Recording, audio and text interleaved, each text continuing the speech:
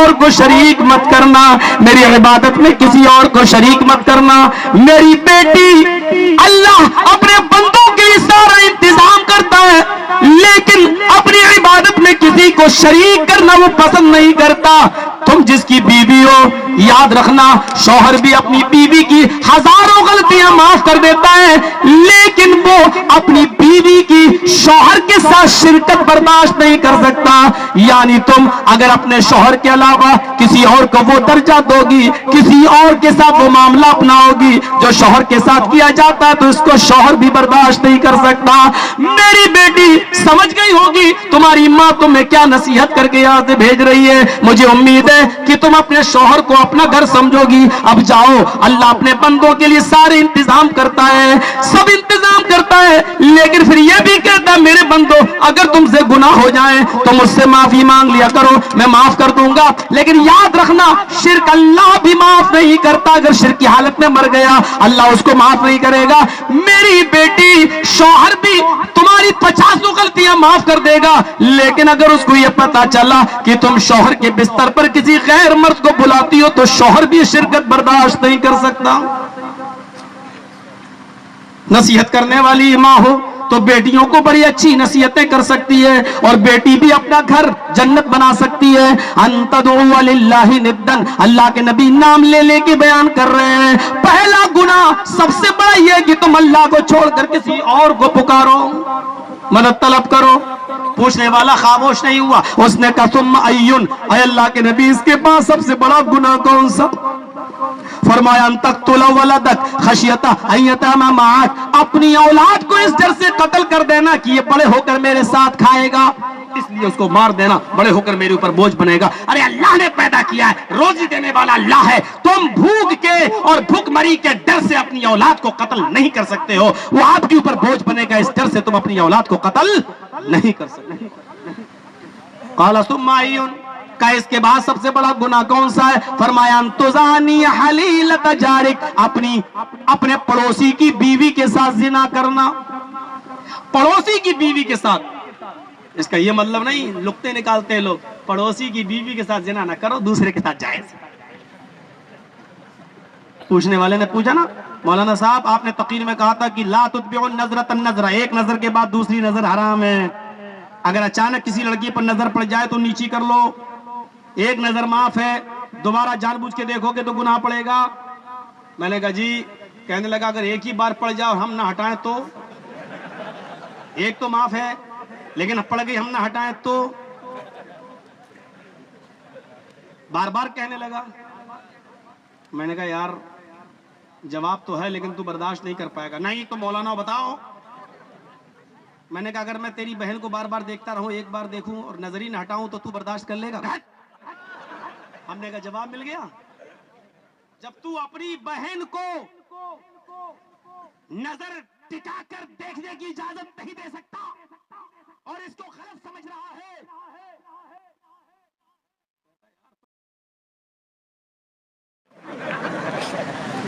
جو چیز اپنی بہن کے لیے پسند نہیں کر رہا تو دوسرے کی بہن کے لیے بھی تو وہی پسند کرو۔ پہلے کا جواب مل گیا، صحیح کہہ رہے ہو، سمجھ میں آ گیا، آ ہی جائے گا سمجھ میں۔ اللہ کے رسول کے پاس وہ شخص آیا کہ اللہ کے رسول مجھے اجازت دیجیے زنا کی، تو آپ نے ڈائریکٹ یہ نہیں کہا زنا، آپ نے اس کو ایسے بندھن میں باندھا۔ اچھا زنا کرنا چاہتے ہو، گرل فرینڈ ہے تمہاری، ہاں ٹھیک ہے جاؤ اجازت دے دیتا ہوں، لیکن پہلے یہ کام اپنی ماں کے ساتھ کرو، کر سکتے ہو؟ ہاں۔ ماں کے ساتھ کون کرے گا؟ آپ نے کہا ہاں ماں کے ساتھ تو کوئی نہیں کر سکتا۔ اچھا بہن کے ساتھ؟ نہیں، میرے ماں باپ آپ پر قربان، بہن کے ساتھ بھی کوئی نہیں کر سکتا۔ بیٹی کے ساتھ نہیں، خالہ کے ساتھ نہیں، چچی کے ساتھ نہیں، پھوپھ نہیں۔ آپ نے کہا جس لڑکی کے ساتھ اجازت مانگ رہا وہ بھی کسی کی بہن بیٹی ہوگی، کسی کی خالہ ہوگی، کسی کی پھوپھی ہوگی، کسی کی چچی ہوگی۔ کہنے لگا سمجھ میں آ گیا اللہ کے رسول۔ اب کوئی اللہ کے رسول کے بارے میں کہہ سکتا لٹھ مار جواب ہے؟ نہیں، وہ نبی تھے۔ مولانا صاحب آپ نہ دو، یہی جملے برے لگتے ہیں۔ کان تزاری حلیلۃ جارک، اپنے پڑوسی میں پڑوس میں رہنے والی لڑکی کے ساتھ زنا کرنا یہ سب سے بڑا جرم ہے۔ یہ بھی نام لے لے کے آپ بتا رہے ہیں۔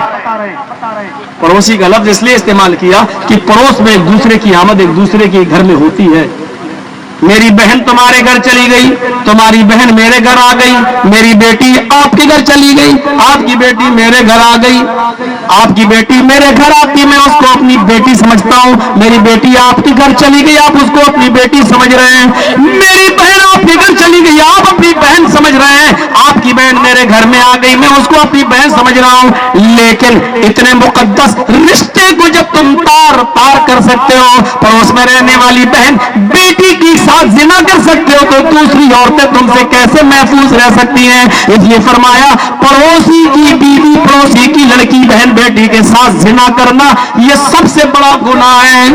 پہلا شرک، پھر قتل اولاد، اور پھر پڑوسی کی بیوی کے ساتھ زنا کرنا۔ دیکھیے نام، بڑے بڑے گناہوں کا نام لے رہے ہیں۔ ایک موقع پر تو آپ نے بڑے بڑے گناہوں کا نام بالتفصیل لیا، اجتنبوا السبع الموبقات، لوگوں ساتھ ہلاک کر دینے والی چیزوں سے بچو۔ قالوا وما ہن یا رسول اللہ، صحابہ نے کہا وہ 7 چیزیں کیا ہیں؟ آپ نے فرمایا الشرک باللہ، اللہ کے ساتھ کسی اور کو شریک مت کرو۔ دوسری چیز آپ نے فرمائی والسحر، جادو کرنا۔ تیسری چیز فرمائی وقتل النفس التي حرم اللہ الا بالحق، کسی ناحق انسان کو بنا کسی غلطی کے قتل کر دینا۔ چوتھی چیز بتائی وَأَكْلُ الرِّبَا، سود کھانا، سود و بیاض۔ پانچویں چیز بتائی وَأَكْلُ مَالِ الْيَتِيمِ، یتیم کا مال ناحق طریقے سے کھا جانا۔ چھٹی چیز بتائی میدان جنگ سے بھاگ جانا، پیٹھ دکھا کر بھاگ جانا، پیٹھ دکھا کر میدان جنگ سے فرار ہو جانا۔ یہ تو بہت زیادہ تعداد میں، ہم تو چڑھنی بن جائیں گے، بھاگ جاؤ یہ ہمیں مروا دیں گے۔ میدان جنگ میں جنگ کرتے کرتے پیٹھ دکھا کر بھاگ جانا، یہ چھٹی چیز بتائی الفرار من الزحف۔ پھر 7ویں چیز بتائی وقذف المحسنات المؤمنات الغافلات، کسی پاک دامن اور مومنہ اور نیک عورت کے اوپر تہمت لگانا، زنا کا الزام لگا دینا، یہ تو فلاں سے لگی، یہ تو اسکول میں جاتی ہے، فلاں سے لمبی لمبی چیٹنگ کرتی ہے، اس کے ساتھ ہوٹلوں میں جاتی ہے، یہ پورے دن غائب رہتی ہے۔ آپ یہ بات اس لیے کہہ رہے ہیں کیونکہ اس کے باپ نے آپ کے بیٹے کے ساتھ اس کا رشتہ منع کر دیا ہے، کیونکہ آپ کا بیٹا شرابی ہے، جواری ہے، اور لڑکی کے باپ نے آپ کے بیٹے کا رشتہ منع کر دیا۔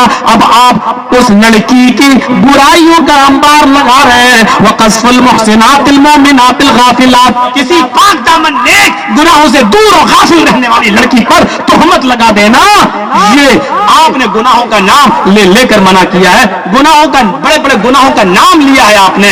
وہی بات کہی گئی ہے سود سوا جیو جاتا ہے منگلاچار بہولا پاپتا بھی بجتا، بڑے بڑے گناہوں کا نام لے کر ان کو ختم کرے گا، منگلاچار نیکیوں کا حکم دینے والا ہوگا۔ یہ 2 منتر ہو گئے ہیں، آئیے ذرا تیسرا منتر دیکھیں۔ میں سمجھتا ہوں اس منتر کے بعد ہمارے ہندو بھائیوں کو کوئی شکایت نہیں ہونی چاہیے۔ میں یہ تو نہیں کہہ سکتا ہوں کہ ایمان لے آئیں، کیونکہ زبردستی ایمان لانا اور دلانا یہ بھی ضروری نہیں، لیکن آپ جو تلاش کر رہے ہیں وہ ہے چھتوا پنڈری کاچھو برہمڑ ودم بریتی بھونے شمبھلو وشنو یشسو گرہے سومتی پرادربھوابھیم۔ بڑی ٹیڑھی زبان ہے، تھوڑا سا لوٹ بڑا مشکل لگتا ہے اس کو جب تیز آواز میں پڑھیں گے جیسے پنڈت لوگ پڑھتے ہیں تو یوں پڑھا جائے گا چھتوا پنڈری کاچھو برہمڑ ودم بریتی بھونے شمبھلو وشنو یشسو گرہے سومتی پرادربھوابھیم۔ یہ اس کا صحیح اچارن اور صحیح تلفظ یوں ہے۔ پنڈری کاش نے بتایا وشنو یش کے گھر میں سمتی کے گربھ سے کلکی جنم لیں گے۔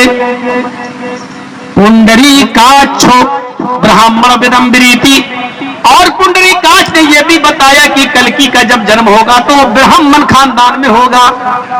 कितनी ऊंची बात बताई। कल्कि का जन्म, अंतिम ऋषि का जन्म ब्राह्मण खानदान में होगा। विष्णु यशस उग्र है, विष्णु यश के घर में होगा। सोमती, माँ का नाम सुमति होगा। बाप का नाम विष्णु यश और माँ का नाम सुमति। प्रादुर्भाव्यम, सुमति के गर्भ से, सुमति के पेट से वो पैदा होंगे। हमारे हिंदू भाइयों में बहुत से लोग जमीन से भी निकले आए, बहुत से लोग आसमान से भी टपक गए। आपको मालूम है ये कर्ण भगवान कैसे पैदा हुए थे? 5 पांडव की जो मां थी, 5 पांडव आपस में भाई थे, और पांडव की मां तालाब में, नदी में नहा रही थी। सूर्य भगवान की नजर पड़ गई, उनकी नीयत खराब हो गई। ये वो किस्से हैं जो बाकायदा आपकी किताबों में लिखे हैं। हमसे नाराज मत होइएगा मेरे हिंदू भाइयों, आपके पंडितों ने नहीं बताया। मैं बड़े प्यार से मैं उनको वो जुमले तो बता ही नहीं रहा हूं जिसमें गंदगी है। सूर्य भगवान की नजर पड़ गई, उनकी नीयत खराब हो गई। वो नदी में उतर कर आए और 5 पांडव की मां के साथ उन्होंने रेप किया, बलात्कार कर लिया, जिना कर लिया, और फिर वो अपनी जगह पर विराजमान हो गए। सूर्य भगवान अपनी जगह पर चले गए। 5 पांडव की मां गर्भवती हो गई, कहने लगी, हाय भगवान, मैं गर्भवती हो गई, मेरा तो पति स्वर्गवासी हो गया है, मृत्यु पा गया है, समाज में मैं मुंह दिखाने के लायक नहीं रहूंगी, समाज में मैं मुंह दिखाने के लायक नहीं रहूंगी। इस बच्चे का क्या करूं? ये पेट में पल रहा है। हाय सूर्य भगवान, मेरी इज्जत को बचाओ, मैं क्या जवाब दूंगी? मेरा तो पति भी नहीं है, समाज पूछेगा ये बच्चा कहां से आया? सूर्य भगवान कहते हैं, निश्चिंत रहो, फिक्र न करो, जब बच्चे की पैदाइश का, जन्म का दिन आ जाएगा तो ये बच्चे को हम तुम्हारे शर्मगाह से, तुम्हारे वजाइना से नहीं, तुम्हारे गुप्तांग से नहीं, बल्कि तुम्हारे कान के रास्ते से पैदा कर देंगे। जब वक्त आया हमल का तो सूर्य भगवान धरती पर आए और उन्होंने इस बच्चे को कान से निकाल दिया। 5 पांडव की मां ने इस बच्चे को कान से पैदा किया, इसलिए इस बच्चे का नाम पड़ गया कर्ण। 5 भाई थे, छठा भाई कर्ण भी था, लेकिन 5 पांडव ने कर्ण को अपना भाई इसलिए नहीं माना क्योंकि इसका बाप नहीं था, और सूर्य को बाप कह नहीं सकते थे। जो बलात्कार कर रहा वो भी भगवान, बलात्कार के जिसके साथ किया है वो भी 5 पांडव की मां, और इस बलात्कार के रिजल्ट से जो बच्चा पैदा हुआ कर्ण, वो भी भगवान। जहां बलात्कार करने वाला भगवान का दर्जा पाता हो, वहां पर मेरे भाइयों जिनाकारियों, बदकारी अगर पनपेगी नहीं तो क्या होगा? आज भी मंदिरों में देख लो, देवी और देवताओं की नंगी तस्वीरें आज भी मौजूद हैं। शर्म हया से आरी मेरे भाइयों गौर करें, हम इस तरफ जाना नहीं चाहते, सिर्फ ये बताना मेरा मकसद था कि हमारे हिंदू भाई जरा गौर करें।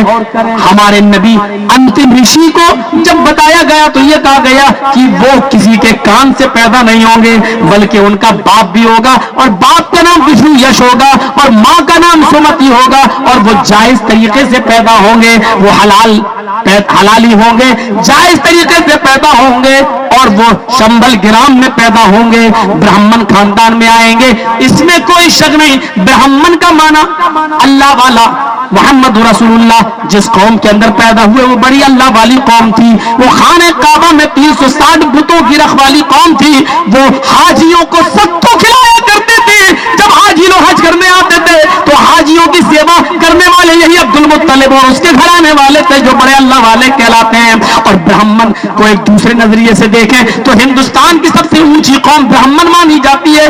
मोहम्मद अंतिम ऋषि ब्राह्मण खानदान में आएंगे तो इसका एक मतलब यह हुआ कि वो अरब की सबसे ऊंची कौम में पैदा होंगे। तो अल्लाह के नबी सबसे ऊंचे खानदान में, सबसे ऊंची कौम कौम कुरैश में, सबसे ऊंचे खानदान खानदान बनु हाशिम के अंदर पैदा हुए।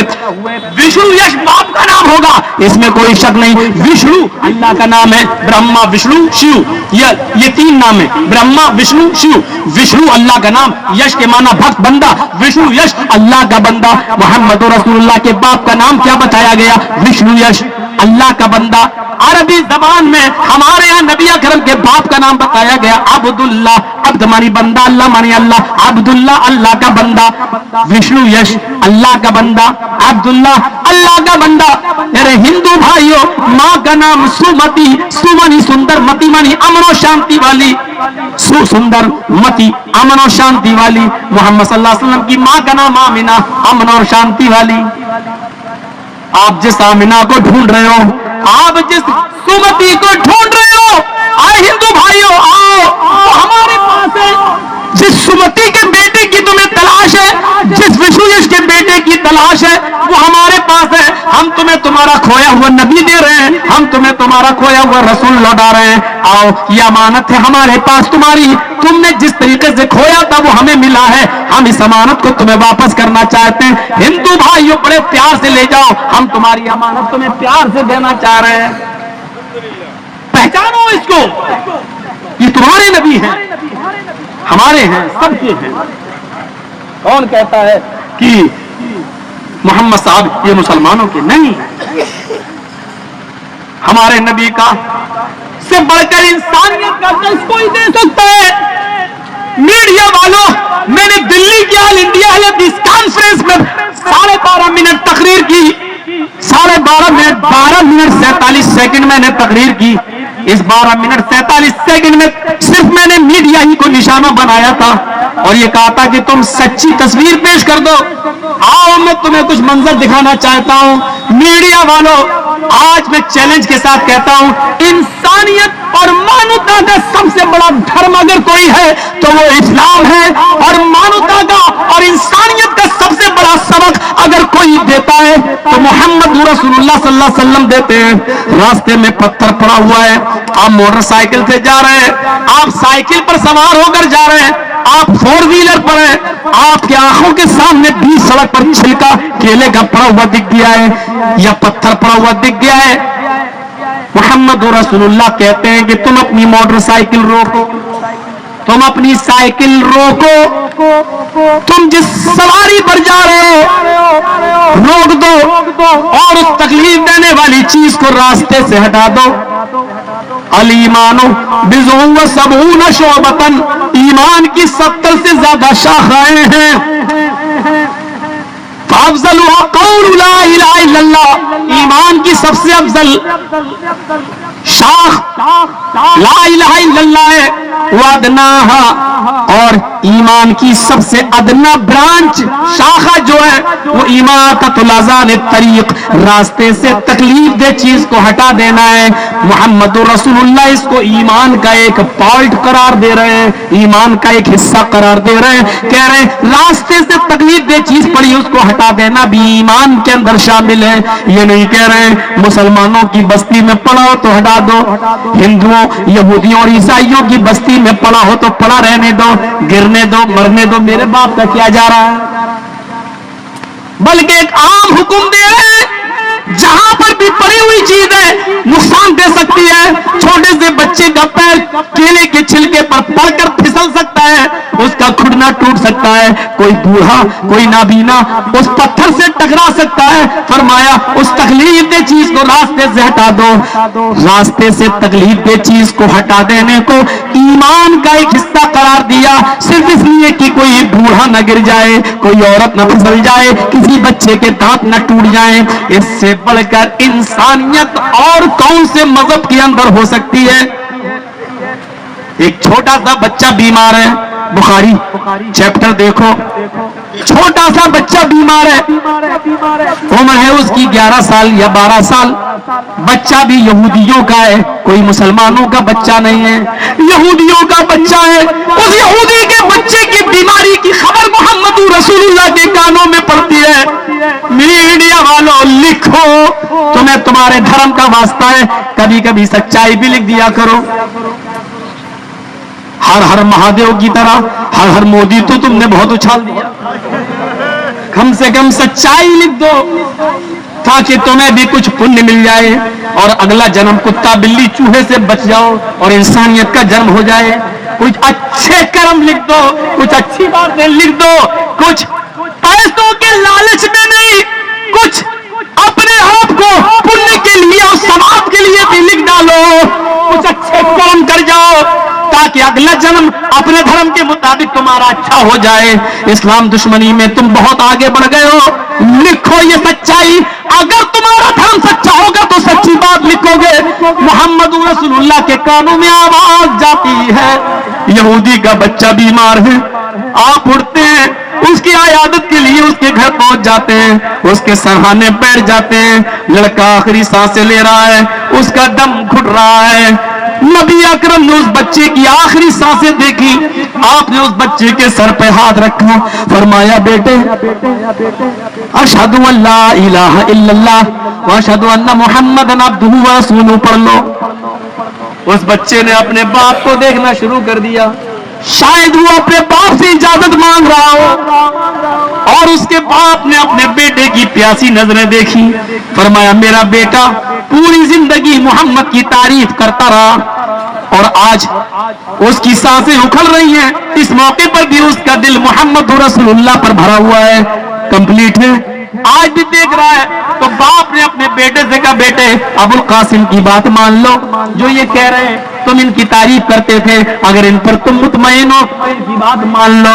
جیسی اجازت ملی اس چھوٹے سے بچے نے، 12 سال کے اس بچے نے کلمہ پڑھا، اشہد ان لا الہ الا اللہ واشہد ان محمد عبدہ ورسولہ۔ میڈیا والوں جیسے اس بچے نے یہ کلمہ پڑھا، محمد رسول اللہ اس بچے کے سرہانے سے اٹھ جاتے ہیں، نظر آسمان پر ڈالتے ہیں، بخاری کے الفاظ دیکھیے، فرماتے ہیں الحمدللہ الذی انقذہ من النار، ساری تعریفیں اس اللہ کے لیے ہیں جس نے اس بچے کو جہنم کی آگ میں جلنے سے نجات دے دی، جس نے اس بچے کو جہنم کی آگ سے بچا لیا۔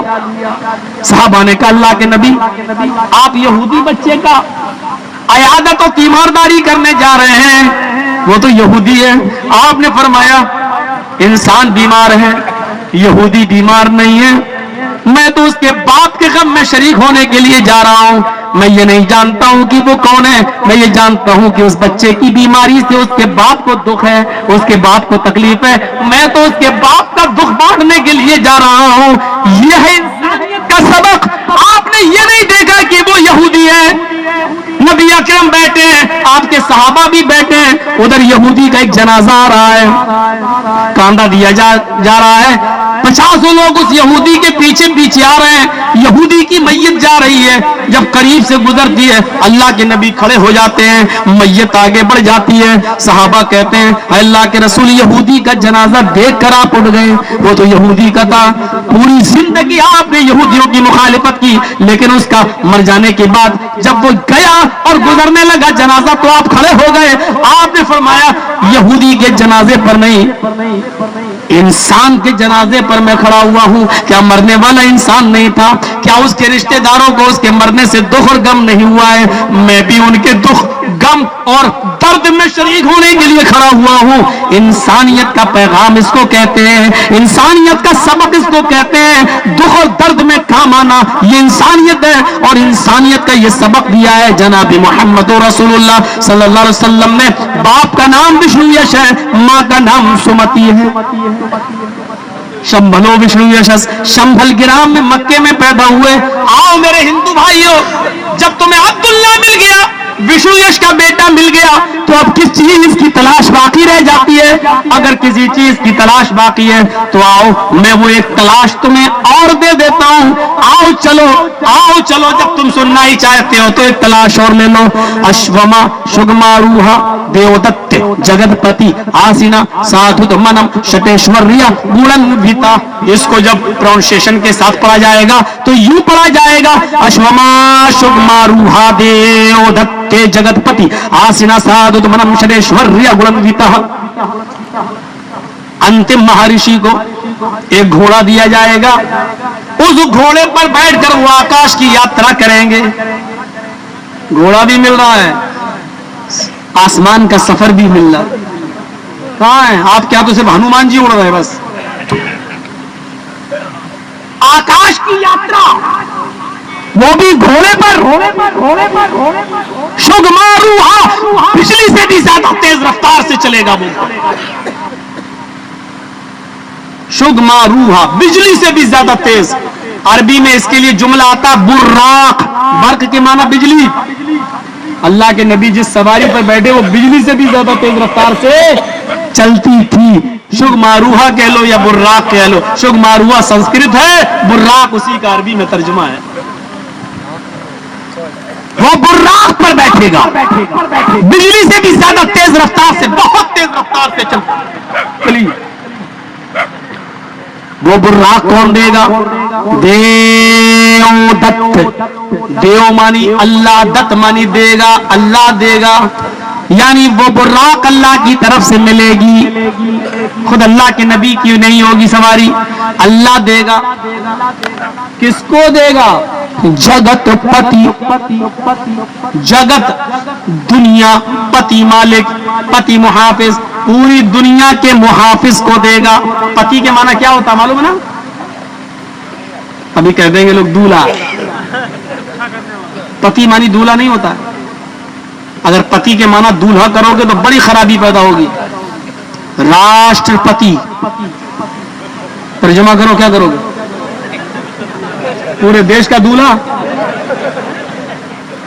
ایسے ایسے راشٹرپتی گزرے جو ایک عورت کے دولہا نہیں رہے.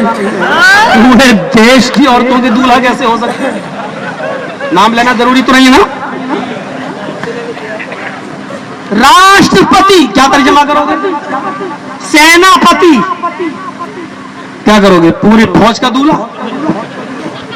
راشٹر مانی دیش، پتی مانی محافظ. جو پوری دیش کی حفاظت کی ذمہ داری جس کے اوپر ہو اس کو کہتے ہیں راشٹرپتی. پوری سینا کی حفاظت کی ذمہ داری جس پر ہو اس کو کہتے ہیں سیناپتی. کروڑ پتی، لکھ پتی جو بولتے ہیں نا ہم لوگ، ارے وہ آدمی تو بڑا لکھ پتی ہے. کیا مطلب ہے لکھ پتی کا؟ مطلب 1,00,000 عورتوں کا دولہا. ماریں گی چپل، دن میں سینڈل، نظر آئیں گے تارے. 1,00,000 عورتوں کا دولہا. 1 کروڑ نہیں، جو لاکھوں روپے کا مالک ہو، جو کروڑوں روپے کا محافظ ہو اس کو کہتے ہیں لکھ پتی، کروڑ پتی. اور محمد الرسول اللہ کے لیے کیا جملہ استعمال ہوا؟ جگت پتی. پوری دنیا کی حفاظت کی ذمہ داری جس کی، پورے وشو کی، پورے دنیا کی. یہاں جگت پتی کہا کہ ہم نے پورے دنیا کی حفاظت کی ذمہ داری آپ پر ڈالی ہے اے محمد. یہاں پر اللہ نے اسی جملے کو کہہ دیا وما ارسلناک الا رحمتا للعالمین. اے نبی ہم نے آپ کو ساری کائنات کے لیے رحمت بنا کر بھیجا، کیونکہ حفاظت بغیر رحمت کے نہیں ہو سکتی ہے. اگر کوئی ظالم بن جائے تو حفاظت کرے گا؟ آپ دیکھ لیجئے، جس ملک کے اندر جانوروں کی جان کی قیمت انسانوں کی جان کی قیمت سے زیادہ ہو جائے تو وہ کیا دیش کا محافظ ہوگا؟ نہیں. جگت پتی پورے دیش، پورے دنیا کی محافظ، حفاظت کی ذمہ داری اس کو ملے گا. کس کو؟ جو پوری دنیا کے لیے آئے گا. محمد رسول اللہ پوری دنیا کے لیے آئے گا. آپ ہی کی کتاب ہے.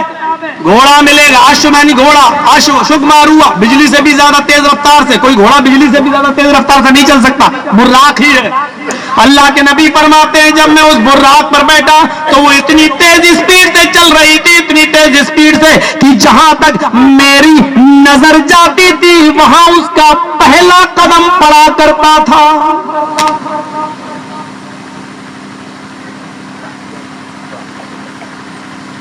دیودت اللہ کی طرف سے ملے گا جگت پتی, پوری دنیا کے لیے جو آئے گا جگت پتی یعنی رحمت للعالمین کو وہ گھوڑا ملے گا.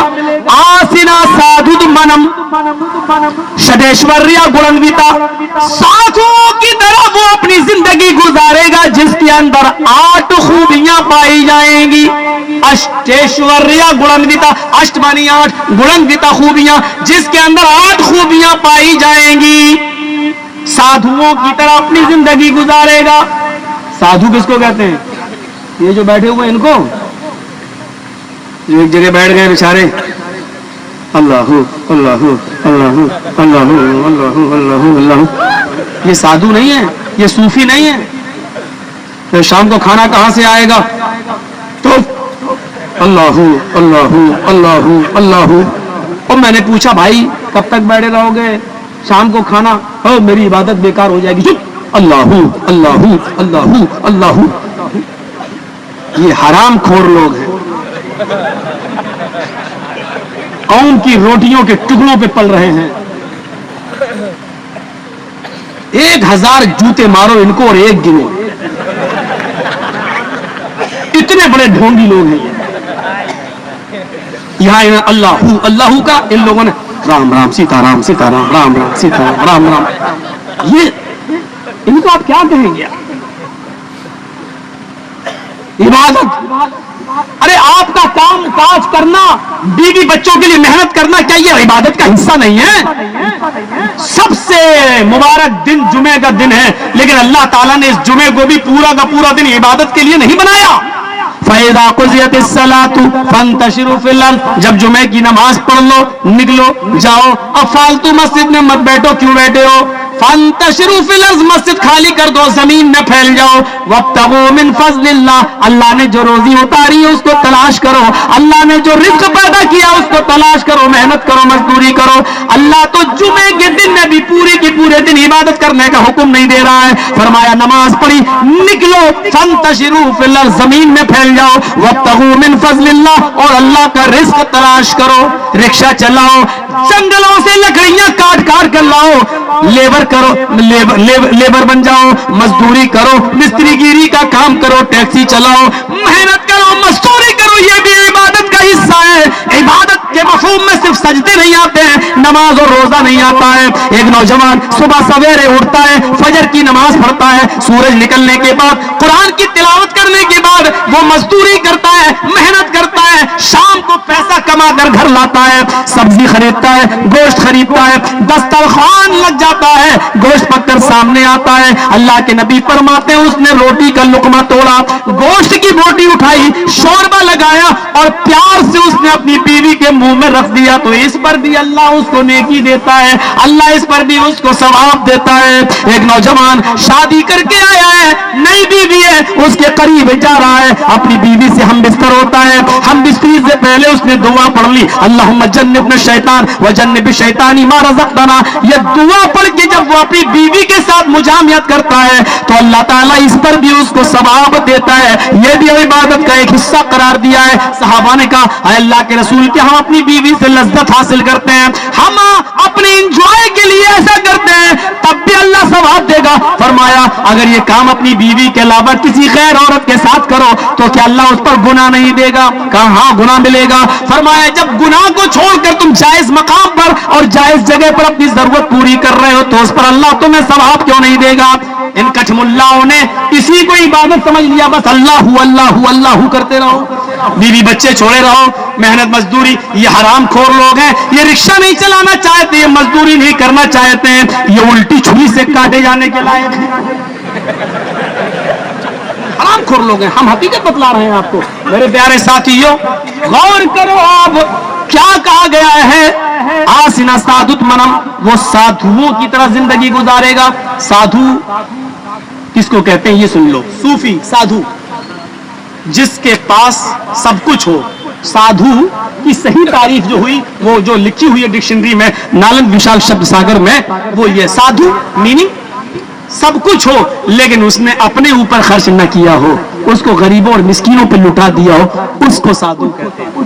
और इस तारीख में मोहम्मद रसूलुल्लाह वाहिद ऐसी शख्सियत है, वाहिद जिनके पास सब कुछ था, लेकिन अल्लाह की कसम आपने अपने ऊपर इस्तेमाल नहीं किया, सब कुछ गरीबों में लुटा दिया। क्या नहीं था मुझे बताओ। आप कुर्बानी कितनी कर लेंगे? एक जानवर, 2 बकरे, 3 बकरे, 4 बकरे। पड़ोसी से अनबन चल रही है तो उसको दिखाने के लिए वो 20,000 का लाया तो आप 25,000 का। नबी अकरम ने 100 सुर्ख ऊंटों की कुर्बानी दी, 100। उलमा से पूछो सुर्ख ऊंट कितना महंगा होता है अरब के अंदर। एक तो ऊंट और वो सुर्ख ऊंट। सुर्ख ऊंट आज भी सऊदी अरब का बादशाह भी कभी कभी कर पाता सुर्ख ऊंट की कुर्बानी, कभी कभी अगर मिल जाए तो। वो भी आम ही ऊंट करता, सुर्ख ऊंट की कुर्बानी नहीं कर पाता है। अल्लाह के नबी ने 100 सुर्ख ऊंटों की कुर्बानी की, एक ही दिन की। कोई जानवर अपनी बहन बेटी के लिए नहीं छोड़ा, कल आएंगी, कल के लिए मेरी बेटी अपने ससुराल से आएगी, परसों एक तब ज़िबा कर लेंगे। मैं ये नहीं कह रहा हूं कुर्बानी जायज नहीं है, कर सकते हैं 11, 12, 13 तक भी मेरे भाइयों। लेकिन यहां सुनिए आप, जो मैं बताना चाह रहा हूं, 100 सुर्ख ऊंटों की कुर्बानी की है अल्लाह के रसूल ने। तो क्या कोई गरीब आदमी 100 सुर्ख ऊंटों की कुर्बानी करेगा? लेकिन अल्लाह के नबी ने अपने पास कुछ नहीं रखा। मौलाना जर्जीस चटाई पर सोते हैं, कभी किसी तरीके से पैसा कमाया तो दरी मिल गई, अब दरी पे सोने लगे। मौलाना जर्जीस के बाप ने उनकी शादी कर दी। शादी करने के बाद भीख में ससुराल से डबल बेड मिल गया, सोफा मिल गया। जर्जीस साहब की स्टाइल बदल गई, अब डबल बेड पे सोने लगे, सोफे पे लेटने लगे। कल तक दरी पे लेटते थे, चटाई पे लेटते थे, लेकिन आज सोफे पे लेट रहे हैं, डबल बेड पे लेट रहे हैं। मुहम्मदुर रसूलुल्लाह सल्लल्लाहु अलैहि वसल्लम जिस चादर पर लेटते थे, हजरत खदीजा से निकाह हो गया। खदीजा से निकाह के बाद भी आप उसी चादर के ऊपर सो रहे हैं, जबकि खदीजा अरब की सबसे रईस औरत है, अपनी दौलत भी नबी अकरम को दे देती है, लेकिन नबी अकरम के रहन सहन में कोई फर्क नहीं पड़ता। सोने की स्टाइल वही चीज खा रहे हैं जो इससे पहले खाया करते थे। यहां तक कि खदीजा इस दुनिया से चली गई, आयशा निकाह में आ गई। निकाह के बाद आयशा ने सोचा इस चादर पर मेरे नबी को कैसे नींद आती होगी। उस चादर को दोहरा कर दिया, थोड़ी सी नरम हो जाए, उस चादर को दोहरा करके बिछा दिया। अल्लाह के नबी उस चादर के ऊपर लेटे, लेटते ही नींद आ गई। और उस रात में आप तहज्जुद की नमाज पढ़ने के लिए नहीं उठ सके। जब आँख खुली तो फजर की नमाज का टाइम था, फजर की नमाज पढ़ के आए। कहने लगे आयशा, तुमने चादर के नीचे क्या बिछा दिया था जो मुझे नींद आ गई? फरमाया कुछ नहीं, वही चादर थी जो बिछाई थी, बस इतना था आप इखेरा बिछाते थे, मैंने दोहरा कर दिया ताकि थोड़ी सी मुलायम हो जाए, थोड़ी सी नरमी आ जाए। नबी अकरम के आंखों में आंसू आ जाते हैं, फरमाते हैं आयशा चादर वैसे ही बिछाया करो जैसे पहले बिछाया करती थी, इखेरी। आज तुमने दोहरी चादर बिछा दी। आज मोहम्मद को इतनी नींद आ गई कि वो रात में उठकर अपने रब का शुक्र अदा न कर सका, वो रात को उठकर अल्लाह का शुक्रगुजार बंदा न बन सका, वो रात को उठकर अल्लाह के लिए कयाम न कर सका, वो तहज्जुद की नमाज में बेदार नहीं हो सके। रहने और सहने की स्टाइल नहीं बदली, शादी के बाद भी उसी तरीके से रह रहे। मेरे भाइयों, यहाँ एक दावत मुस्तजाब, एक इख्तियारी दुआ दी जा रही है नबी अकरम को। आदम को दी, आदम ने दुनिया में मांग ली। अल्लाह ने कहा नूह एक दुआ मैं तुम्हारी जरूर कबूल करूंगा, मांगो। नूह ने इसी दुनिया में मांग ली। अल्लाह ने हर नबी को एक इख्तियारी दुआ दी, जो मांगोगे मैं दूंगा। नबी सबने मांग ली, अल्लाह के नबी को इख्तियार दिया, आए मोहम्मद मैं तुम्हें भी इख्तियार देता हूं, एक दुआ मैं तुम्हारी जरूर सुनूंगा, मांगो। हजरत आयशा कहती है घर के हालात अच्छे नहीं है, मांग लो, कम से कम घर में गुजर बसर अच्छा चलने लगे। नजरें आसमान पर गई, फरमाया الہ العالمین جب تک تو محمد کو زندہ رکھ مسکین بنا کر زندہ رکھنا. آئے اللہ جب مجھے میری روح قبض سے انصری سے پرواز ہو تو مسکینی کی حالت میں ہو. اے اللہ قیامت کے دن جب تو مجھے دوبارہ جب بیدار کرے جب اٹھائے میدان محشر میں تو مسکینوں اور فقیروں میں مجھے جمع کرنا, مجھے مسکینوں فقیروں میں اٹھانا. حضرت عائشہ کہتی ہیں میں نے آپ سے گھر کے حالات صحیح کرنے کے لیے کہا, دعا مانگنے کے لیے کہا, اللہ نے اختیار بھی دیا ہے اور آپ نہیں مانگ رہے ہیں. فرمایا عائشہ اگر میں ابھی یہ دعا مانگوں تو اللہ اس احد پہاڑ کو میرے لیے سونے کا بنا دے گا, میری ساری دنیاوی پریشانیاں دور ہو جائیں گی. لیکن نہیں, میں اس اختیاری دعا کو میں نے بچا کر رکھا ہے. اختباتها, میں نے اس کو چھپا کر رکھا ہے. فرمایا چھپا کر کیا کریں گے؟ فرمایا کل قیامت کے دن مانگوں گا. عائشہ نے پوچھا اے اللہ کے نبی کل قیامت کے دن کیا مانگیں گے؟ اللہ دنیا میں اختیار دے رہا اور آپ قیامت کے دن. فرمایا عائشہ قیامت کا دن ہوگا, میرے امتی پریشان ہوں گے, نفس نفسی کا عالم ہوگا, جہنم کے کنارے کھڑے ہوں گے. اللہ کہے گا بتاؤ ان کو جہنم میں ڈال دیا جائے. میں کہوں گا اللہ ایک دعا کا اختیار تو نے مجھے دیا تھا, وہ میں نے دنیا میں نہیں مانگی, وہ دعا میری باقی ہے. اے اللہ آخرت میں مجھے حق دے کہ وہ دعا مانگوں, اور وہ میری باقی ہے دعا, اس کو سننا تیرا فرض ہے, تیرا کام ہے. اللہ کہے گا ہاں اے محمد تم صحیح کہہ رہے ہو, بتاؤ کیا مانگتے ہو؟ میں سجدے میں گر جاؤں گا. اللہ کہے گا ارفع راسک, اے محمد اپنے سر کو اٹھاؤ, میں اپنا سر اٹھاؤں گا. اللہ کہے گا اختیاری دعا ہے میری, جاؤ محمد مانگو کیا مانگتے ہو. عائشہ کہتی ہے اے اللہ کے نبی وہاں آپ کیا مانگیں گے؟ آپ نے فرمایا شفاء لامتی, قیامت کے دن میں کہوں گا اللہ میری امت کو بخش دے, اللہ میری امت کو بخش دے, اللہ ان جہنمیوں کو جنتی بنا دے. پھر یہ اللہ کی مرضی پر موقوف ہے, وہ میری دعا سن لے اور جتنے لوگوں کو چاہے وہ بخش دے. میں نے وہ دعا بچا کے رکھی ہے جو قیامت کے دن میری امت کے کام آئے گی. ایک دعا کا اختیار بھی دیا تو اللہ کے رسول نے اس دعا کو بچا کر رکھ لیا. میرے بھائیوں سادھو ایسا تھا, اس دنیا سے گیا, بس ایک نقشہ کھینچ دیتا ہوں, اس دنیا سے رخصت ہو رہا ہے, سب کچھ ہے, سب کچھ ہے, لیکن سب لٹا دیا. آپ کی روح نکلنے میں قبض سے انصری سے پرواز ہونے میں صرف 3 دن باقی رہ گئے. سوموار کو آپ اللہ کو پیارے ہو گئے, لیکن جمعے کا دن ہے, تکیے کے نیچے ہاتھ پہنچ جاتا ہے 3 درہم. فرمایا عائشہ یہ کیا ہے؟ آپ کی طبیعت ٹھیک نہیں ہے, وقت بے وقت کام آ سکتے ہیں. فرمایا عائشہ اگر میری روح نکل گئی, اللہ کو پیارا ہو گیا اور یہ 3 درہم میرے پاس رہ گئے تو کل قیامت کے دن میں اپنے رب کو کیا جواب دوں گا؟ میرے رب کو ہم کیا منہ دکھائیں گے؟ خرچ کر دو ان کو. وہ 3 درہم بھی دے دیے, 2 دن باقی رہ گئے انتقال میں, اس دنیا سے رخصت ہونے میں. صحابہ کرام کو مخاطب کر کے کہتے ہیں او میرے ساتھیو, یہودی فلاں یہودی کے پاس میری ایک زرہ ہے, وہ میں نے گروی رکھی تھی. آئے ساتھیو میں نے اس سے 30 سا جو لے لیا تھا, زرہ دے کر 30 سا جو کا مطلب 75 کلو جو, وہ میں نے اس سے لے لی تھی, اور یہ شرط تھی جب میں تمہاری 75 کلو جو واپس کر دوں تو تم میری زرہ دے دینا. لیکن میری پوری زندگی گزر گئی, 75 کلو جو کا انتظام میرے پاس نہیں ہو سکا.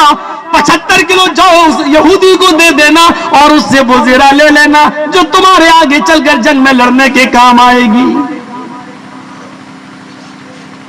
آج آخری دن ہے, عائشہ صدیقہ کی ران کے اوپر سر رکھے ہوئے, ہونٹ ہلنے لگے.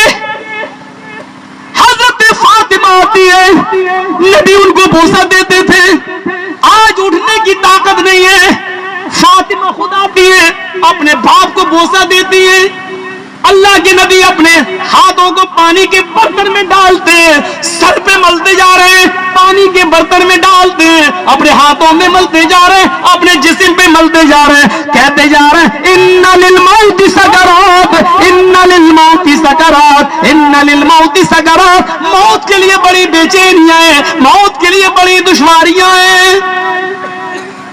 حضرت فاطمہ نے یہ حال دیکھا تو رونے لگی, ہائے میرے ابو کی تکلیف, واہ کر بابا تو, ہائے میرے ابو جان, ہائے میرے ابو کی تکلیف. بیٹی کو روتے ہوئے دیکھا تو فوراً پکڑ لیا, فرمایا بیٹی آج کے بعد تیرے باپ کو کبھی اتنی تکلیف نہیں ہوگی. وہ اور رونے لگی, فرمایا بیٹی رونے کی ضرورت نہیں, میرے اہل بیت میں سب سے پہلے تم مجھ سے ملاقات کرو گی.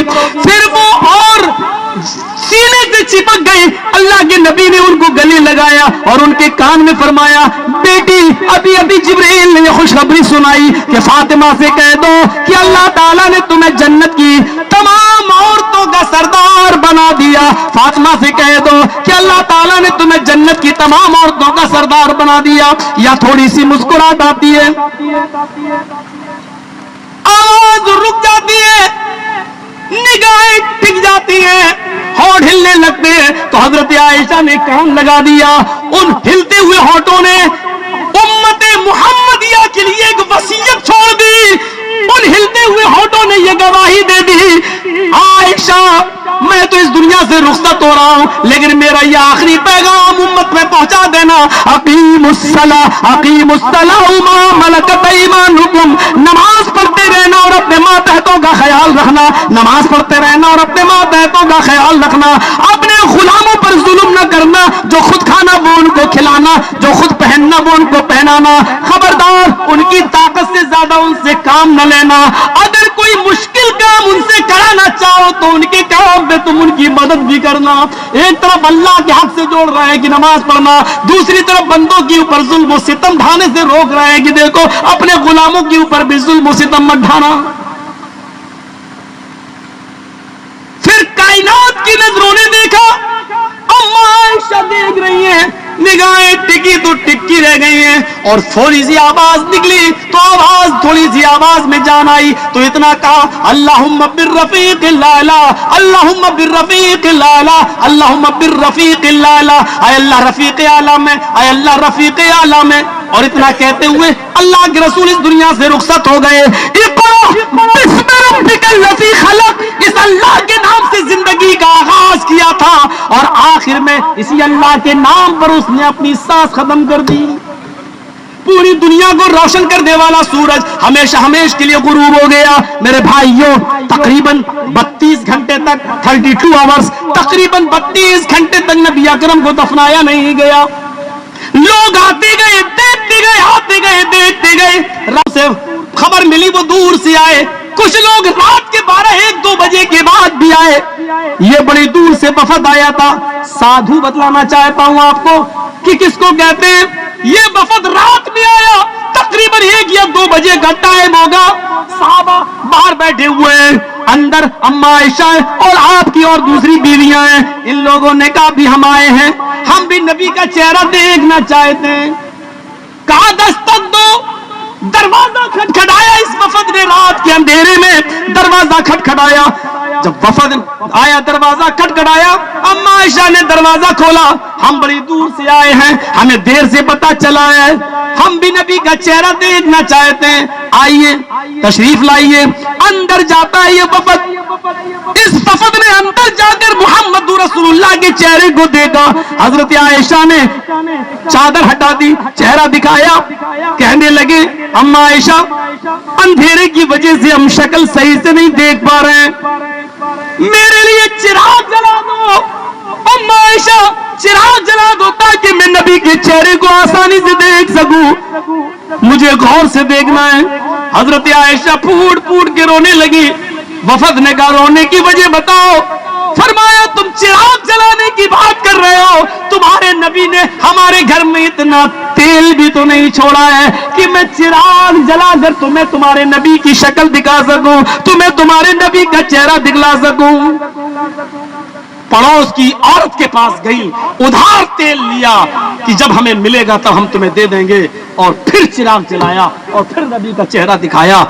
सब कुछ था लेकिन अपने ऊपर उसने कुछ खर्च नहीं किया, और जाने से पहले सब कुछ गरीबों और मिस्कीनों में लुटा कर चला गया। इसको बोलते हैं साधु। राम रहीम को साधु कहोगे? आसाराम को साधु कहोगे? और वो कौन है? समोसा खा लेना सब अरमान पूरे हो जाएंगे, निर्मल निर्मल निर्मल बाबा, ये साधु हैं? मेरे भाइयों, आसिना साधु तो मनम षठेश्वरिया गुणन, वो साधुओं की तरह अपनी जिंदगी गुजारेगा। कभी एक जगह बैठकर अल्लाह अल्लाह की रट नहीं लगाई। वो एक बुखारी की रिवायत के मुताबिक देखो, एक आया का अल्लाह के रसूल कुछ दे दो, आपने देखा हट्टा खट्टा नौजवान है मांग रहा, कयामत के दिन तेरी पेशानी पर लिखा होगा ये दुनिया में भीख मांगता था। उसने कहा फिर क्या करो? आपने कहा घर में कुछ है? कहा एक चादर है, एक गिलास है, ला इन दोनों चीजों को। आपने बेच दिया, बेच दिया।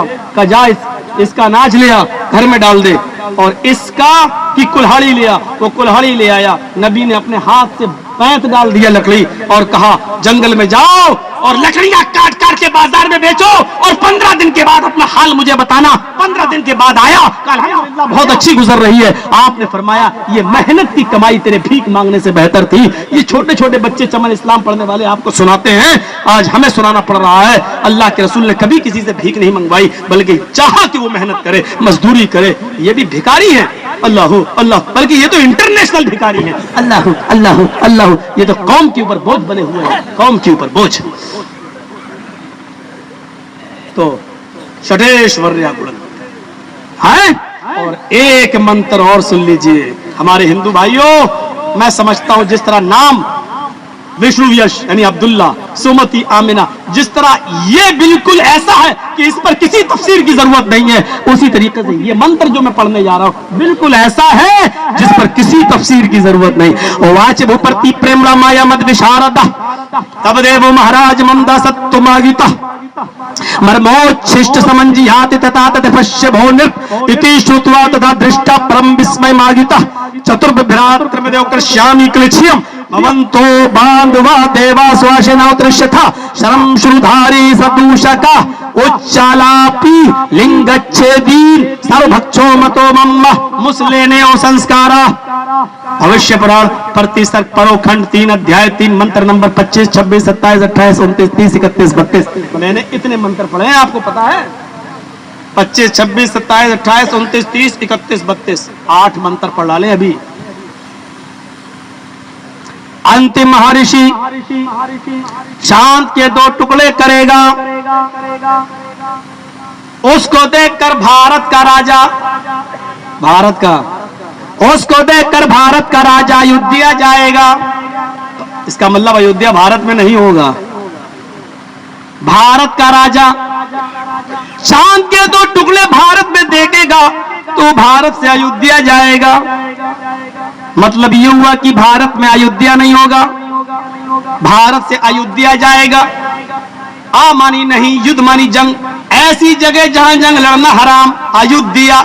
ऐसी जगह जहां जंग ना हो, ये जो है ना, ये जो फैजाबाद में है, ये अयोध्या, अयोध्या नहीं है, अयोध्या। और वो अयोध्या वेदों में जो कहा गया वो अयोध्या, नहीं युद्ध जंग, अयोध्या ऐसी जगह जहां जंग न हो, यानी दारुस्सलाम, सलामती की जगह जहां जंग लड़ना हराम, मक्का। राजा भोज भारत से मक्का जाएगा, अयोध्या जाएगा। और जाने के बाद उसने मोहम्मद साहब से चंद बातें पूछी। नमस्ते गिरजानाथ मरुस्थल निवास ने बहुमाया पर्वत ने, हाय गिरजानाथ, आपको मैं नमस्कार करता हूं, नमस्ते, आपको मैं आदाब करता हूं, आपको मैं सलाम करता हूं। क्या आपने चांद के 2 टुकड़े किए?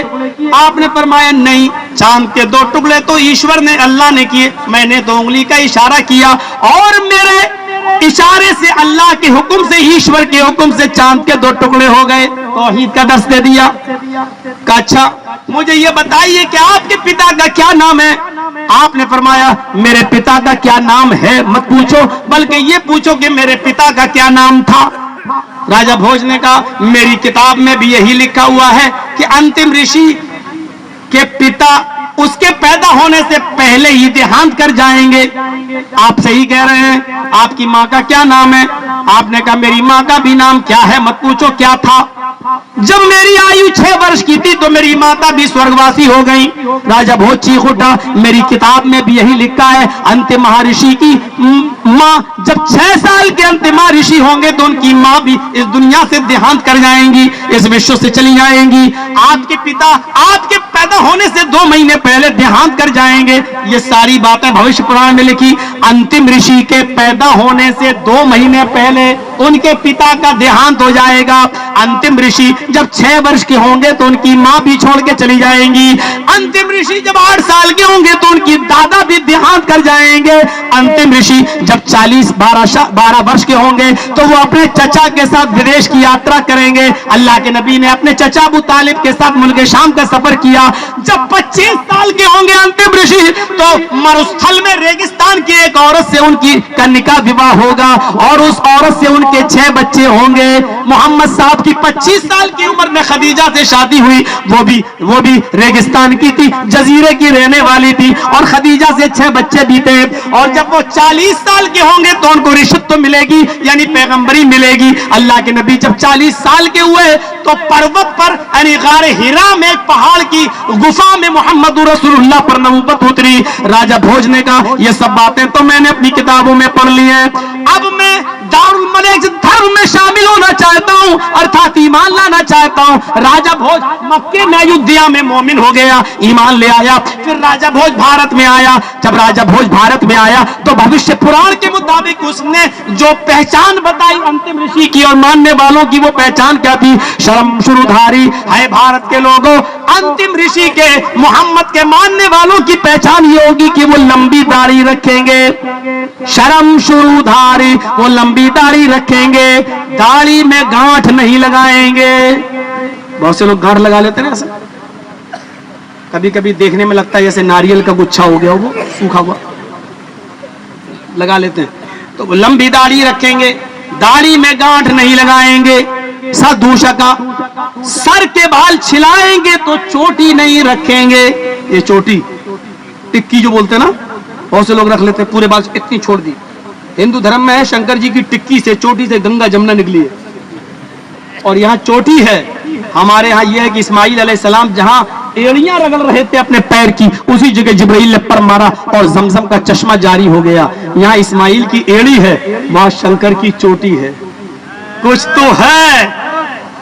तो है जिसकी पर्दादारी है, कुछ तो है, कुछ तो। मेरे भाइयों आगे वाले जुमले देखिए, शर्म शुरूधारी, लंबी दाढ़ी रखेंगे, दाढ़ी में गांठ नहीं लगाएंगे, सर के बाल छिलाएंगे तो चोटी नहीं रखेंगे, लिंग अच्छे दिन, खतना कराने वाले होंगे। खतना अब तो बहुत से लोग कहने लगे हैं, और एक तकरीर में तो हिमाचल भवन में एडवाणी जी ने भी कहा था कि खतना कराने के बहुत फायदे हैं। सबसे बड़ा फायदा यह है कि इंसान पेनिस कैंसर से बच जाता है। पता नहीं ये लोग सिर्फ कहते हैं लेकिन अमल करके नहीं दिखाते। हमारे नबी ने अगर कोई बात कही है तो पहले उस पर अमल करके दिखाया। अगर ये लोग खुद अमल करना शुरू करते तो कितने अनुयायी और कितने मानने वाले खतना कराएंगे और इस बीमारी से बच जाएं। अल्लाह प्रेरणा दे, अल्लाह तौफीक दे। तो मेरे भाइयों, लिंग अच्छे दिन खतना कराने वाले होंगे, अंतिम ऋषि के मानने वाले खतना कराने वाले होंगे। और आगे वाली बात देखिए, सारो भक्षो मतो मम्मा, सब कुछ खाने वाले होंगे, सब कुछ खाएंगे। शाकाहारी भी होंगे और मांसाहारी भी होंगे, लेकिन हर जानवर का गोश्त नहीं खाएंगे। बिना कौलन च पश्वस्तेषाम, वही जानवर खाएंगे जिस पर कौल मंत्र पढ़ लेंगे। बिना कौलन च पश्वस्तेषाम, बिना कौल बिना मंत्र के उनके यहाँ कोई जानवर शुद्ध नहीं होगा, हलाल नहीं होगा। बगैर बिस्मिल्लाह अल्लाहू अकबर के कोई जानवर नहीं खाएंगे। वो बेचारे उन्नाव में थे, हमारे उन्नाव के MP साहब, नाम जानते हैं उनका? नहीं जानते हैं? साक्षी महाराज उन्नाव के, बड़ा जुमला बोल के गए थे, मीट मीट सब बराबर, गोश्त गोश्त सब बराबर। गाय बकरा भैंस खा लेते हैं मुसलमान, तो गधा कुत्ता भी खाना चाहिए। और वहां के लोगों ने जब मुझे प्रोग्राम के लिए बुलाया तो मेरा तो दिमाग खराब कर दिया। पहले तो उसकी तकरीर सुना दी। अरे सुनाया क्यों था जब तुम्हें बुलवाना नहीं था, और डर भी रहे हो तुम। तकरीर जब खत्म हुई तो मैंने कह दिया, साक्षी जी ऐसा बोल के गए थे, मैं भी जुमला कह जाता हूँ, पेशाब पेशाब सब बराबर। गौमूत्र पी लेते हो, गधे कुत्ते का काई नहीं पीते हो।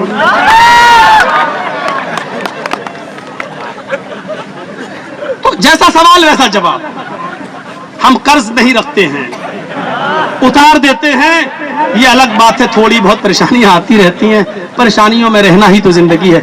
मेरे प्यारे साथियों सुनिए, सारे वो हर जानवर खाएंगे, हर जानवर, लेकिन वही जिस पर कौल मंत्र पढ़ लिया जाएगा। और मैं आपको एक बहुत बड़ा पॉइंट बताता हूं। मुसलमान जो जानवर खाता है, हमारा हिंदू भाई भी उसी जानवर का दूध पीता है। मुसलमान जो जानवर नहीं खाता, हमारा हिंदू भाई भी उस जानवर का दूध नहीं पीता। गौर करके देख लो आप भाई, हमारे यहाँ जो जानवर हलाल उसका दूध भी हलाल, जो जानवर हराम उसका दूध भी हराम। तो हमारे यहाँ तो सारे जानवर हराम है, फिर दूध क्यों हलाल हो गया? और फिर हमें यह बताओ कि उन्हीं जानवरों का दूध क्यों हलाल है जिनको हम खाते हैं? मुसलमान भैंस खाता तुम उसका दूध पीते हो, मुसलमान बकरी खाता तुम उसका दूध पीते हो, मुसलमान गधा और गधी नहीं खाता तुम उसका दूध क्यों नहीं पीते?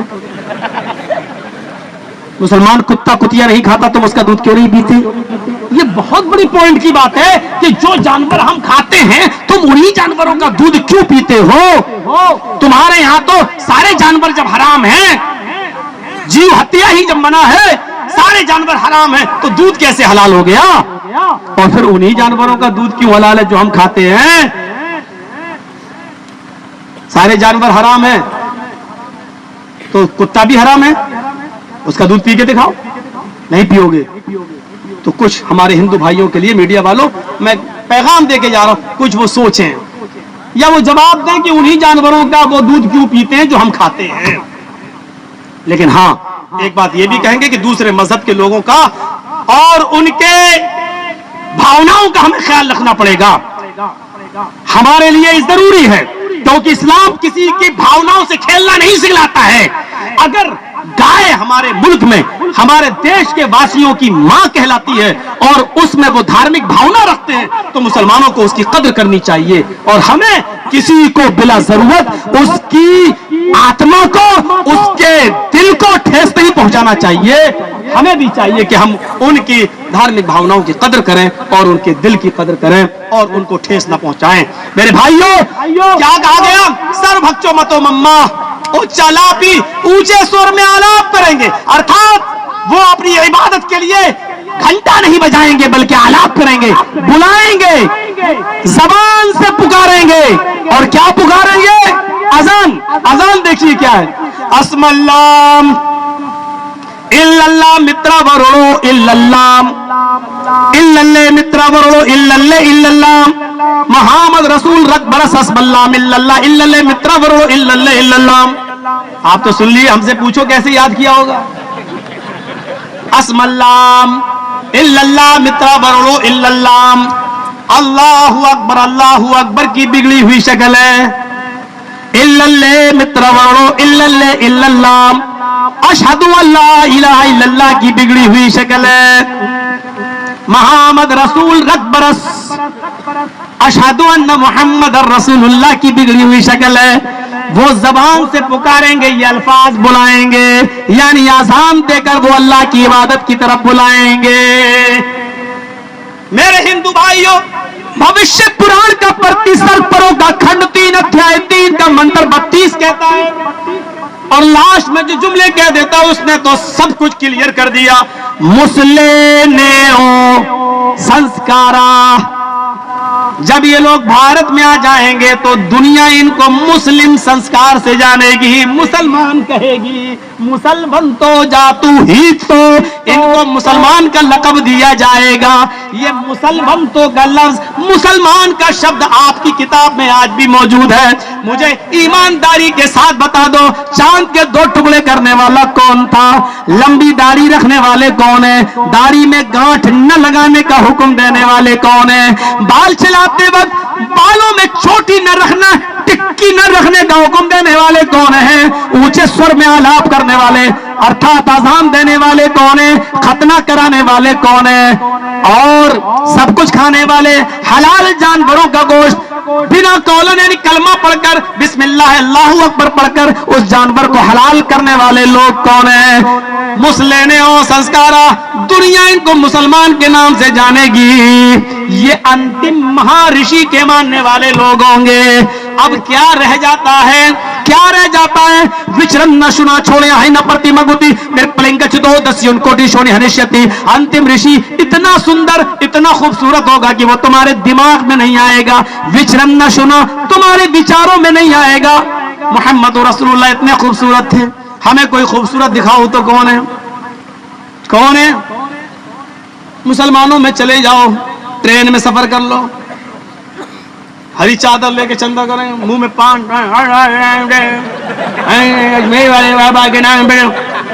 कसम खुदा की कभी कभी ऐसी मनहूस शक्लें दिख जाती हैं, सुबह देख लो तो शाम तक रोटी खाने को दिल नहीं करता। किसकी तरफ बुला रहे हो तुम? किसके नाम पे चंदा मांग रहे हो और किसकी नाम पे चादर की बात कर रहे हो? मोहम्मद रसूलुल्लाह की खूबसूरती वो जाबिर इब्न समुरा है। रात के अंधेरे में ढूंढते हुए आए तो मस्जिद नबवी के अंदर नबी अकरम को सोते हुए देखा। नबी लेटे, जाबिर इब्न समुरा चौदहवीं रात के चांद को देख रहे हैं। इधर नबी का चेहरा, इधर चांद, इधर नबी का चेहरा। शमाइल तिर्मिज़ी की रिवायत है, नबी ने पूछ लिया, आए जाबिर बार बार चांद को और मुझे क्या देख रहे हो? अल्लाह के नबी अंदाजा लगा रहा हूं चांद ज्यादा खूबसूरत है या मेरे नबी? अच्छा, तो किस नतीजे पे पहुंचे? अल्लाह के नबी आपने पूछा है, अगर कोई और पूछता तो जवाब देता। अच्छा जाबिर, कोई और पूछता तो उसको क्या कहते? क्या अगर कोई दूसरा पूछता कि चांद ज्यादा खूबसूरत है या तुम्हारे नबी, तो मैं उसको कह देता क्या तू अंधा है? क्या तुझे दिख नहीं रहा है? इस चांद को भी हुस्न मिला है तो वो मेरे नबी के चेहरे से मिला है। ये खूबसूरती थी नबी की, ये हुस्न था नबी का। और वो एक औरत थी, यहूदी औरत थी, आयशा सिद्दीका से कहने लगी, तुम्हारे कुरान में मेरे यूसुफ की, मेरे नबी की खूबसूरती का जिक्र है, तुम्हारे नबी का नहीं। कुरान तुम्हारा उतरा तुम्हारे नबी पर, लेकिन तुम्हारे शौहर मोहम्मद की खूबसूरती का जिक्र नहीं। हमारे नबी यूसुफ की खूबसूरती का जिक्र है। आयशा सिद्दीका ने कहा कहाँ है? कहने लगी, मिस्र की औरतों के हाथों में छुरी थी और बादशाह मिस्र की बीवी ने यूसुफ से कहा इनके सामने से निकल जा। वो औरतें फल काट रही थी। यूसुफ जब मिस्र की औरतों के सामने से निकले तो फल काटने की बजाय वो अपनी उंगलियां काटने लगी। कौन है? कभी कभी ऐसा होता है ना कि सुन हो जाता दिमाग, उंगली कट रही है लेकिन पता नहीं चल रहा है। कभी कभी आप मोटरसाइकिल पे जा रहे हैं, अचानक टक्कर लगी दीवार से, उस वक्त दर्द नहीं होगा, सुन हो गया वो जगह, लेकिन थोड़ी देर के बाद दर्द होता है। तो ये यूसुफ का हुस्न देखकर ऐसी मगन हुई, फल नहीं कट रहा, उंगली कट रही। कुरान कहता कत्तान आइदिया हुन्ना, उंगली एक जगह से नहीं काटी, टुकड़े टुकड़े कर डाली।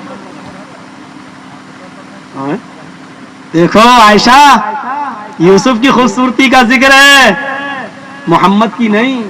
और हजरत आयशा अपने शौहर की बुराई कैसे बर्दाश्त कर सकती हैं?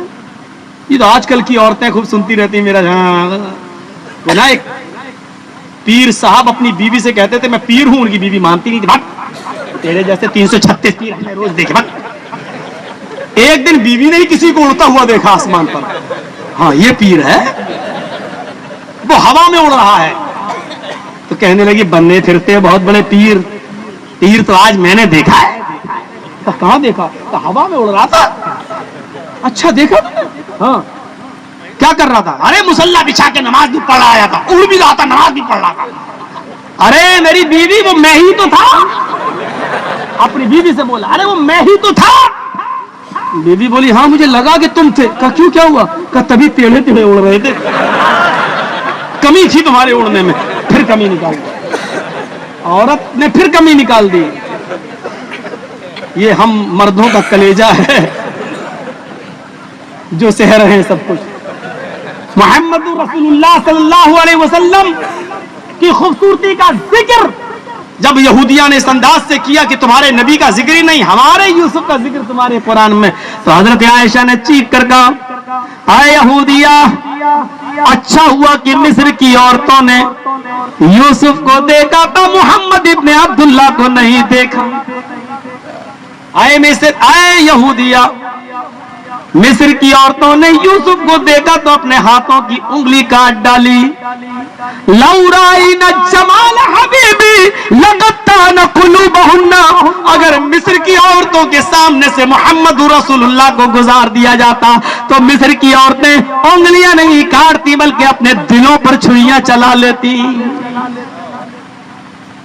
اور پھر رونے لگی اور روتے ہوئے کہنے لگی اے یہودیہ, مصر کی عورتوں نے یوسف کو دیکھا تو صرف اپنے ہاتھ کی انگلی کاٹی, مدینے کی عورتوں نے محمد رسول اللہ کو دیکھا تو اپنا بیٹا میدان جنگ میں کٹوا دیا, اپنا بھائی میدان جنگ میں کٹوا دیا, اپنا شوہر میدان جنگ میں کٹوا دیا, اپنا بھائی میدان جنگ میں کٹوا دیا.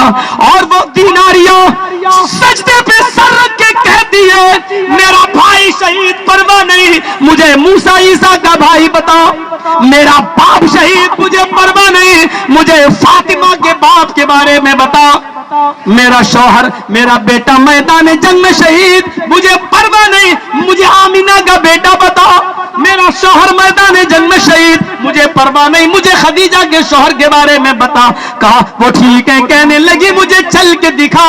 اس نوجوان نے اپنے گھوڑے پہ بٹھایا, محمد رسول اللہ کی خیمے کا پردہ ہٹایا, محمد رسول اللہ ٹھیک ہے, وہ اپنے باپ کی لاش, اپنے بیٹے کی, بھائی کی, اور اپنے بیٹے کی, اپنے بھائی کی, باپ کی, شوہر کی چاروں لاشیں دیکھتی ہے. ادھر نبی کا چہرہ دیکھتی ہے, ادھر لاشوں کو دیکھتی ہے, ادھر نبی کا چہرہ دیکھتی ہے, نبی کے چہرے کو دیکھ کر مسکراتی ہے, چیخ اٹھتی ہے کل مصیبت بعدک جلل, جب آپ صحیح سلامت تو میرا کچھ نہیں بگڑا, آپ صحیح ہیں تو میری ساری مصیبتیں دور. میرے پیارے ساتھیوں, یہ حضرت عائشہ نے جواب دیا کہ مصر کی عورتوں نے یوسف کو دیکھا تو انگلیاں کاٹی, لیکن اگر وہ اور مدینے کی عورتوں نے محمد رسول اللہ کو دیکھا تو اپنے بچے میدان جنگ میں کٹوا دیے, اپنا باپ میدان جنگ میں کٹوا دیا, اپنا بھائی اور اپنا شوہر میدان جنگ میں کٹوا دیا. اب بتاؤ کون زیادہ خوبصورت ہے؟ میرے بھائیوں, ویدوں نے کہا کہ آخری نبی بہت خوبصورت ہوگا, اور حقیقت میں محمد رسول اللہ ہی